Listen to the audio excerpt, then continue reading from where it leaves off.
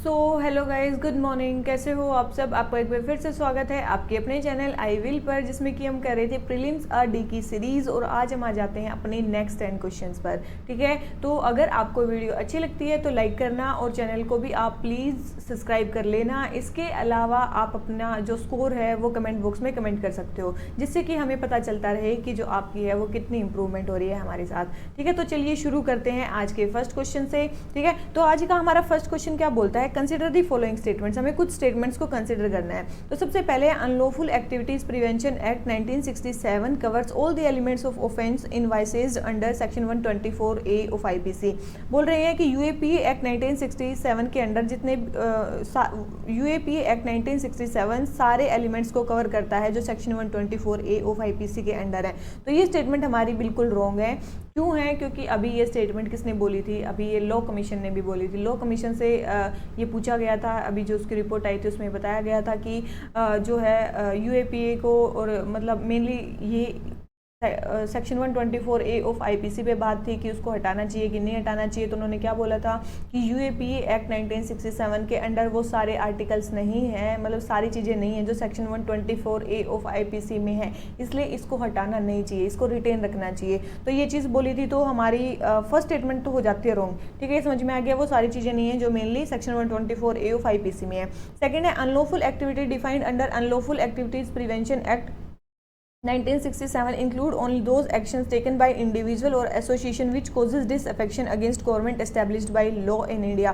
बोल रहे हैं कि अनलॉफुल एक्टिविटीज़ प्रिवेंशन एक्ट में जो अनलॉफुल एक्टिविटी है वो उसमें केवल वो चीज़ें इंक्लूड होती हैं जो कोई इंडिविजुअल या एसोसिएशन करती है, मेनली जो गवर्नमेंट एस्टेब्लिश्ड बाय लॉ के अगेंस्ट डिसअफेक्शन करता है। देखो, तो गवर्नमेंट एस्टेब्लिश्ड बाय लॉ के अगेंस्ट डिसअफेक्शन करता है वो चीज़ें आती हैं सेक्शन 124A ऑफ आईपीसी में।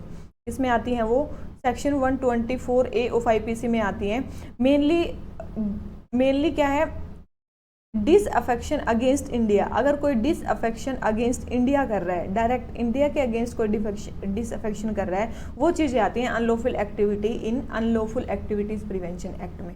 ठीक है, अनलॉफुल एक्टिविटीज़ प्रिवेंशन एक्ट में कौन सी एक्टिविटीज़ आती हैं? जो मेनली जो इंडिया के अगेंस्ट डिसअफेक्शन की एक्टिविटीज़ कोज करती हैं। और सेक्शन 124A में क्या लिखा गया है? गवर्नमेंट एस्टेब्लिश्ड बाय लॉ के अगेंस्ट जो भी डिसअफेक्शन कोज करता है वो सारी एक्टिविटीज़ आती हैं सेक्शन 124A में। ठीक है, तो ये दोनों में डिफरेंस है। तो ये भी स्टेटमेंट हमारी रॉन्ग होगी कि अनलॉफुल एक्टिविटी में गवर्नमेंट एस्टेब्लिश्ड बाय लॉ आता नहीं, वो सेक्शन 124A में आता है। तो फर्स्ट और सेकंड स्टेटमेंट दोनों ही रॉन्ग हो जाती हैं। तो हमें बतानी है करेक्ट स्टेटमेंट। करेक्ट तो इनमें से एक भी नहीं है, तो हमारा आंसर क्या हो जाता है? डी। समझ में आया? ठीक है, तो क्वेश्चन नंबर फर्स्ट हो गया कंप्लीट। आ जाते हैं क्वेश्चन नंबर सेकंड पे। क्वेश्चन नंबर सेकंड हमें क्या बोलता है? ओल्ड पेंशन स्कीम और न्यू पेंशन स्कीम मीन्स के लिए बहुत इंपॉर्टेंट है, प्री के लिए देख लेते हैं क्या पूछ रखा है। Under the old pension scheme the contribution of current generation of workers was explicitly used to pay the pension of existing pensioner. बोल रहे हैं कि ओल्ड पेंशन स्कीम के अंडर क्या होता था? जो अभी जो करंट जनरेशन ऑफ वर्कर हैं, जो आज काम कर रहे हैं, वो जो आज के टाइम पे पेंशन ले रहे हैं, उनकी पेंशन को फंड करते थे या उनके सैलरी से उनकी पेंशन दी जाती थी। ये स्टेटमेंट क्या है? बिल्कुल सही है। ये स्टेटमेंट क्या है? बिल्कुल सही है। ओल्ड पेंशन स्कीम के अंडर यही था कि मेनली आज जो वर्कर्स काम कर रहे हैं उनकी सैलरी में से ही जो करंट पेंशनर है उनकी पेंशन दी जाती थी। सेकंड है new pension scheme is contributory pension scheme under which employ contribute 14% of their salary. देखो, न्यू पेंशन स्कीम बिल्कुल, देखो ओल्ड पेंशन स्कीम तो बता दिया क्या था? करंट वर्कर्स, जो करंट जनरेशन ऑफ वर्कर है वो पेंशनर्स की पेंशन को फंड करते थे या उनको पे करते थे। लेकिन न्यू पेंशन स्कीम में क्या है? जो मान लो जिसको पेंशन चाहिए वो पर्सन खुद ही अपनी सैलरी का कुछ परसेंट कंट्रीब्यूट करेगा जब तक वो जॉब में है, और उसमें कुछ गवर्नमेंट भी कंट्रीब्यूट करेगी, और उसके बाद एक मिनिमम अमाउंट ऑफ फंड इकट्ठा हो जाएगा और उस फंड से फिर उसको पेंशन दी जाएगी। तो ये चीज़ है किसके अंडर? न्यू पेंशन स्कीम के अंडर। तो यस, न्यू पेंशन स्कीम एक कंट्रीब्यूटरी पेंशन स्कीम है जिसमें एम्प्लॉय कितना कंट्रीब्यूट करेगा? याद रखना, एम्प्लॉय जो है वो 10% कंट्रीब्यूट करेगा, और जो 14% है वो कौन कंट्रीब्यूट करेगी? गवर्नमेंट कंट्रीब्यूट करेगी।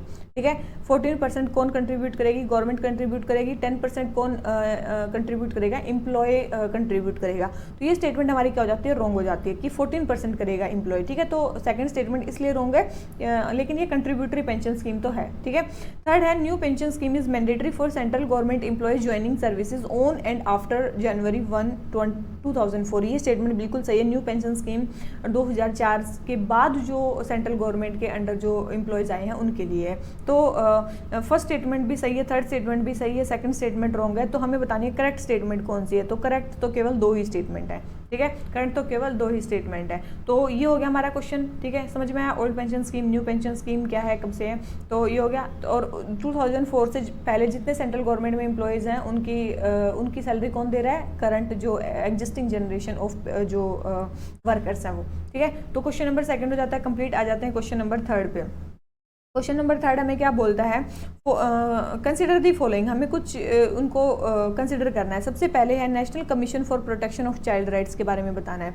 बोल रहे हैं कि ये एक जो है एक नॉन स्टैट्यूटरी बॉडी है। तो आपको पता होना चाहिए commission for protection of child rights act आया था एक 2005 में। कब आया था, 2005 में commission for protection of child rights एक एक्ट आया था। तो इसका मतलब किसी एक्ट के अंडर जो बॉडी बनती है तो वो क्या बन जाती है, स्टैट्यूटरी बॉडी बन जाती है, ठीक है। तो ये नॉन स्टैट्यूटरी तो नहीं है, ये कौन सी बॉडी है, एक स्टैट्यूटरी बॉडी है, ठीक है। काम करना इसने कब स्टार्ट किया था, इसने काम करना स्टार्ट किया था 2007 में। कब स्टार्ट किया था, 2007 में, ठीक है। तो ये होगी गलत की नॉन स्टैट्यूटरी है, नहीं ये स्टैट्यूटरी है। दूसरा ये बोल रहे हैं कि ये ministry of law and justice के अंडर काम करती है। तो याद रखना ये ministry of women and child development के अंडर काम करती है। इसके under ministry of women and child development के अंडर मेनली जो ये कमीशन है ये काम करता है, national commission for protection of child rights, ठीक है। तो फर्स्ट स्टेटमेंट हो गई हमारी रॉन्ग। सेकंड है the commissions mandate is to ensure that all laws, policy, programs and administrative mechanisms are in consonance with the child rights perspective as enshrined in the Constitution of India। ये statement बिल्कुल सही है कि commission का ये mandate है कि वो इंश्योर करे कि जितने भी लॉ हैं, पॉलिसी हैं, प्रोग्राम हैं या फिर एडमिनिस्ट्रेटिव मैकेनिज्म है वो चाइल्ड राइट्स के अकॉर्डिंग होने चाहिए, ठीक है, याद रखना ये बिल्कुल सही है। थर्ड है it examines all the factors that inhibit the enjoyment of rights of children affected by terrorism, communal violence, natural disaster, domestic violence and recommend appropriate remedial measures. बिल्कुल ये जितने भी फैक्टर्स हैं जो मेनली जिससे चिल्ड्रन का right of enjoyment जो inhibit करते हैं, ऐसे सारे फैक्टर जो चाइल्ड के इंजॉयमेंट के जो राइट है उसको इनहिबिट करते हैं, जैसे कि टेररिज्म हो गया, कम्युनल वायलेंस हो गया, नेचुरल डिजास्टर हो गया, डोमेस्टिक वायलेंस हो गया, उन सारी चीज़ों को क्या करते हैं, एग्जामिन करते हैं और उसके बाद रिकमेंड भी करते हैं कि इनके रेमेडियल मेजर्स क्या होने चाहिए। तो ये स्टेटमेंट भी सही है। तो सेकंड और थर्ड दोनों स्टेटमेंट सही है, फर्स्ट स्टेटमेंट रॉन्ग है। तो हमें बतानी है करेक्ट स्टेटमेंट। तो करेक्ट तो केवल 2 ही स्टेटमेंट है, तो हमारा आंसर क्या आ जाता है, बी, ठीक है। आया समझ में, बहुत ही इंपॉर्टेंट क्वेश्चन है ये, ध्यान रखना इसको, ठीक है। तो हमारा क्वेश्चन नंबर ये हो जाता है कंप्लीट। आ जाते हैं अपने नेक्स्ट क्वेश्चन पर।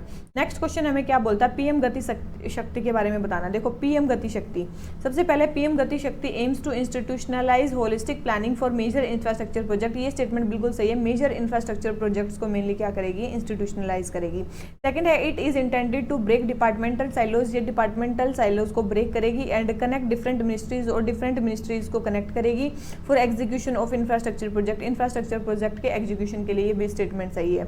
थर्ड है Gati Shakti portal data is restricted to central and state government agencies and department. बिल्कुल इसका जो डेटा है वो किसके लिए होगा, सेंट्रल और स्टेट जो डिपार्टमेंट्स हैं उनके लिए होगा। तो ये स्टेटमेंट सही है। तो तीनों ही स्टेटमेंट हमारी इसके बारे में सही है। तो हमारा आंसर क्या आ जाता है, सी, ठीक है। ये हो गया हमारा पीएम गति शक्ति के बारे में। आ जाते हैं अपने नेक्स्ट क्वेश्चन पे। नेक्स्ट क्वेश्चन हमें क्या बोलता है, a barrier to trade is a government imposed restraint on the flow of international goods और सर्विसेज। बिल्कुल इंटरनेशनल गुड्स और सर्विसेज पे जो गवर्नमेंट रेस्ट्रेंट लगाती है उसको बैरियर बोलते हैं, ऑफ ट्रेड बोलते हैं। सेकंड है capping FDI in sensitive sectors is a major example of trade barrier. देखो बोल रहे हैं कि एफडीआई को कैप कर देना है, उस पर मैक्सिमम लिमिट लगा देना किसी सेंसिटिव सेक्टर में, वो एक ट्रेड बैरियर का एग्जांपल है। ये बिल्कुल भी नहीं। एफडीआई क्या है, किस में आती है, इन्वेस्टमेंट्स में आती है, कैपिटल अकाउंट में आती है, इन्वेस्टमेंट्स में आती है। तो इन्वेस्टमेंट और गुड्स और सर्विसेज तो अलग चीज़ होती हैं, ठीक है। तो एफडीआई को कैप करना सेंसिटिव सेक्टर्स में वो ट्रेड बैरियर में नहीं आता, ठीक है। वो ट्रेड बैरियर में नहीं आता, वो इन्वेस्टमेंट के बैरियर में आता, ठीक है। तो सेकंड स्टेटमेंट रॉन्ग होगी। और थर्ड है unreasonable tax on imports is a trade barrier. बिल्कुल अनरीजनेबल टैक्स अगर इंपोर्ट पे लगाया जाता है तो उसको भी ट्रेड बैरियर बोलते हैं। तो फर्स्ट एंड थर्ड स्टेटमेंट हमारी करेक्ट है और सेकंड स्टेटमेंट हमारी क्या है, इसमें रॉन्ग है। तो ये क्वेश्चन हो जाता है हमारा कंप्लीट। आ जाते हैं अपने नेक्स्ट क्वेश्चन पे। नेक्स्ट क्वेश्चन हमें क्या बोलता है, consider the following pairs regarding new dynasties and their founders. New dynasty dynasties और उनके फाउंडर्स के बारे में बताना है। तो सबसे पहले सादत खान जो है उन्होंने अवध को फाउंड किया था, मुर्शिद कुली खान ने बंगाल को किया था और आसफ जहाँ ने हैदराबाद को किया था। तो याद रखना ये तीनों ही स्टेटमेंट हमारी सही है, तीनों ही मुगल्स नोबल्स थे जिन्होंने इन डायनेस्टीज को फाउंड किया था। ठीक है, तो सादत खान ने बिल्कुल अवध को ही किया था, मुर्शिद कुली खान ने बंगाल को ही किया था एंड आसफ जहाँ ने हैदराबाद को ही किया था। तीनों ही स्टेटमेंट हमारी करेक्ट है, तो आंसर हमारा क्या हो जाता है सी। ठीक है, आ जाते हैं अपने नेक्स्ट क्वेश्चन पे। नेक्स्ट क्वेश्चन हमें क्या बोलता है, कंसिडर द फॉलोइंग स्टेटमेंट्स। कुछ स्टेटमेंट्स, 3 स्टेटमेंट दे रखे हैं। सबसे पहले Mughals were descendant of Ganges Khan. तो ये स्टेटमेंट बिल्कुल सही है कि मुगल्स जो थे वो गंगेज खान के भी डिसेंडेंट थे, अपनी मदर साइड थे और फादर साइड से किसके डिसेंडेंट थे, तिमुर के।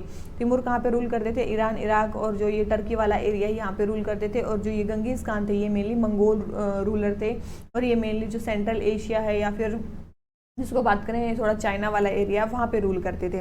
ठीक है, सेकंड है the Mughals did not like to be called Mughal या मंगोल। बिल्कुल जो मुगल थे वो अपने आप को मंगोल कहना पसंद नहीं करवाते थे, क्योंकि गंगेज खान क्या थे, एक मंगोल रूलर थे। उन्होंने बहुत सारे लोगों को उनका मैसाकर किया था, बहुत सारे लोगों को मारा था। ठीक है, तो इसलिए वो अपना नाम उनके साथ जुड़वाना नहीं चाहते थे।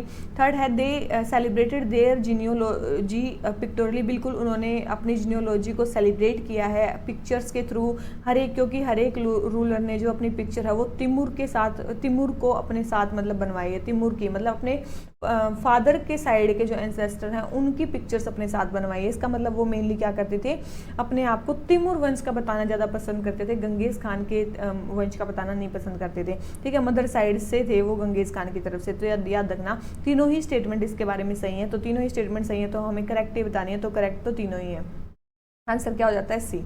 आ जाते हैं नेक्स्ट क्वेश्चन पे। नेक्स्ट क्वेश्चन हमें क्या बोलता है, मुगल इंडिया में मलिकाना एक टैक्स है वो क्या है, किससे रिलेटेड है। तो याद रखना मलिकाना टैक्स क्या था, मुगल्स में लैंड रिवेन्यू को मलिकाना टैक्स बोला जाता था। किसको, लैंड रिवेन्यू को, जो उस लैंड का मालिक होता था वो मलिकाना, ठीक है, टैक्स। समझ में आ गया। ठीक है, आ जाते हैं क्वेश्चन नंबर नेक्स्ट पे। क्वेश्चन नंबर नेक्स्ट हमें क्या बोलता है, बाबर के बारे में बताना है। बोल रहे हैं कि बाबर फर्स्ट मुगल एम्परर था जो मेनली फरगाना की थ्रोन को जिसने सक्सीड किया था when he was 80 years old. ऐसा हो सकता है कि 80 ईयर्स ओल्ड पहले वो वहाँ था, उसके बाद इंडिया आया, फिर उसकी डेथ हुई, तो ऐसा तो नहीं हो सकता। वो कितने साल का था, केवल 12 साल का था मेनली जब वो फरगाना की थ्रोन पे सक्सीड हुआ था। तो याद रखना ये स्टेटमेंट हमारी रॉन्ग है, वो 80 ईयर्स का नहीं था। सेकेंड है he was force to leave his ancestral throne due to invasion of another Mongol group Uzbek. बिल्कुल मेनली वो अपने एंसेस्ट्रल थ्रोन उसको छोड़नी पड़ी थी। क्यों, क्योंकि उनका ही एक मतलब मंगोल ग्रुप ने वहाँ पे क्या कर दिया था, इन्वेजन कर दिया था, उसका नाम था उज़्बेक्स। तो बिल्कुल उज़्बेक्स ने वहाँ पे वो कर दिया था, इसलिए उसको वहाँ से भागना पड़ा था। तो फर्स्ट स्टेटमेंट रॉन्ग है, सेकंड स्टेटमेंट हमारी करेक्ट है। तो हमें बतानी है करेक्ट स्टेटमेंट। तो हमारा आंसर क्या होता है, बी। समझ में आया बाबर के बारे में। आ जाते हैं नेक्स्ट क्वेश्चन पे। नेक्स्ट क्वेश्चन हमें क्या बोलता है, कुछ स्टेटमेंट्स दे रखे हैं। The administrative and military efficiency of Mughal empire led to great economic and commercial prosperity. बिल्कुल जो एडमिनिस्ट्रेटिव और मिलिट्री एफिशिएंसीज थी मुगल एम्पायर की, उसने बहुत ज़्यादा इकोनॉमिक प्रोस्पेरिटी भी की एम्पायर में और कमर्शियल प्रोस्पेरिटी भी की। दोनों स्टेटमेंट सही हैं। सेकंड है the Mughal emperors and their mansabdar spent a great deal of their income on salaries and goods. ये स्टेटमेंट भी हमारी सही है कि जो मुगल एम्परर्स थे और उनके जो मनसबदार थे उन्होंने बहुत सारी जो अपनी इनकम थी वो सैलरीज पे और गुड्स पे लगा देते थे, सामान पे लगा देते थे, सैलरी देने पे लगा देते थे। थर्ड है the scale of revenue collection is left very little for investment. बिल्कुल, और जितना भी मतलब आप देखो जितना भी रेवेन्यू कलेक्ट हुआ वो सारा सैलरीज और गुड्स में लग रहा है। तो इसका मतलब जो स्केल है रेवेन्यू कलेक्शन का वो इन्वेस्टमेंट में तो जा ही नहीं रहा है। मतलब वो मेन किस में जा रहा है, सैलरी देने में, कोई सामान खरीदने में, उसमें जा रहा है, वो इन्वेस्टमेंट में नहीं जा रहा है। जैसे कि प्राइमरी जैसे पीजेंट्स हो गए, आर्टिसंस हो गए, उनकी इन्वेस्टमेंट में नहीं जा रहा है, मेनली वो सैलरी या गुड्स देने में जा रहा है। ठीक है, तो ये स्टेटमेंट भी बिल्कुल सही है। तीनों ही स्टेटमेंट इसके बारे में सही है। तो हमारा आंसर क्या हो जाता है, सी। ठीक है, तो हमारा आंसर क्या हो जाता है, सी। तो इसी नोट पे जो आज के हमारे 5 करंट क्वेश्चन थे, 5 स्टैटिक क्वेश्चन थे, वो जाते हैं कंप्लीट। अगर आपको वीडियो थोड़ी सी भी अच्छी लगी हो तो प्लीज़ लाइक करो, चैनल को सब्सक्राइब कर लो। ठीक है, और इसके अलावा अपने फ्रेंड्स में प्लीज़ चैनल को शेयर करो ताकि इस चैनल की जो रीच है वो और ज़्यादा इंक्रीज़ हो। ठीक है, तो चलिए इसी नोट पे आज के जो 10 क्वेश्चन हैं वो ख़त्म करते हैं। Thank you very much, bye bye.